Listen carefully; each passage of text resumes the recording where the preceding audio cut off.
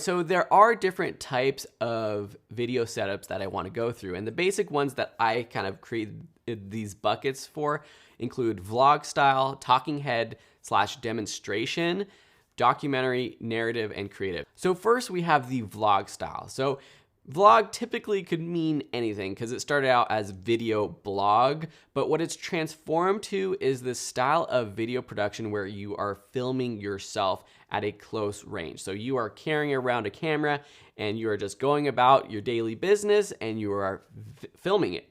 So you've probably seen a lot of vlogs on YouTube, and search for whatever topic you're interested into and then vlog, and you'll find some examples on YouTube.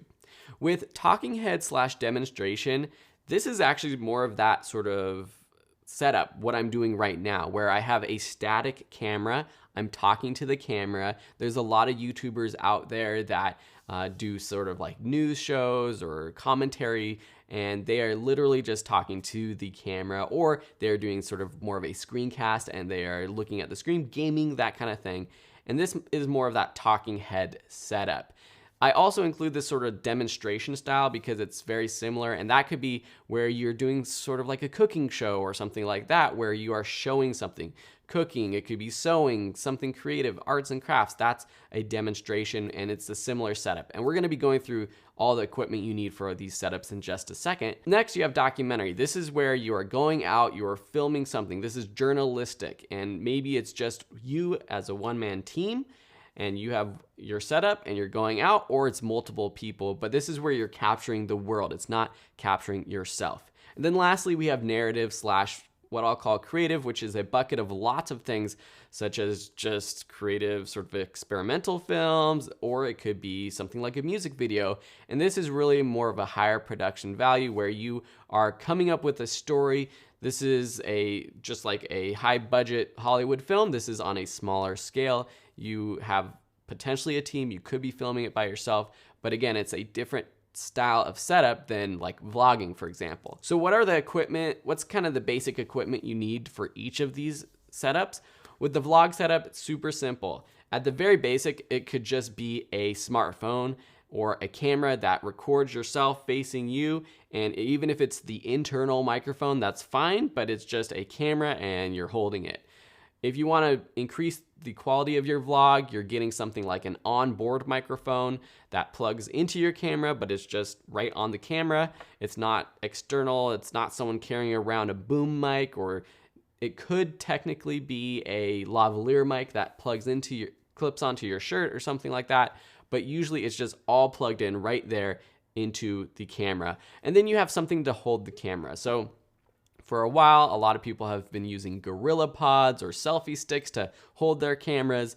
There's a new product out called Switch Pod that I'm interested in, and I've backed the Kickstarter for, and I'm going to be getting my Switch Pod because it's really a tripod, a mini tripod built for vloggers. And by the time this course is up, it might be out and you can purchase it, and I'll be doing some sort of review of it, I'm sure, once I get my hands on mine. But that's just it's literally just something that holds your camera and your microphone, and you can just go around and film. It's super simple. With talking head setup, it's very similar. So you have your camera. I would recommend an off-camera microphone, just so that if you are standing a little bit farther from the camera, which is probably on a tripod like the one I'm using right now, filming myself, and you want the microphone to be as close as possible to you speaking. And so what I have, you can't see it right here, but I have a boom microphone. So you probably hear that. That's a boom microphone, a shotgun microphone. You can use those terms interchangeably, but it's pointed right in front of my mouth, and it gets higher quality sound than if it was attached to the camera itself. A lot of other talking head videographers use lavalier microphones or lapel mics. I mentioned that just a second ago. Those are the little microphones that clip to the top of a shirt, and it's great because you can walk around and it still gets great audio. You can probably tell if I turn to the side right here, that if I start talking to the side, the audio quality isn't going to be as great, and that's because shotgun mics do really well pointed. They're very directional. So if they're directed in front of the person speaking, it's going to pick up great audio. But as soon as I move away, the audio quality is not going to be as good. And that's one of the benefits of a lavalier mic. Again, we're going to be going over specific models that I recommend in one of the next lessons. I mentioned having a tripod. You'll definitely, if this is something that you are filming yourself, you're going to need your camera to be on something. And then lights. So I'm using a lighting setup, a basic 2-light setup right now.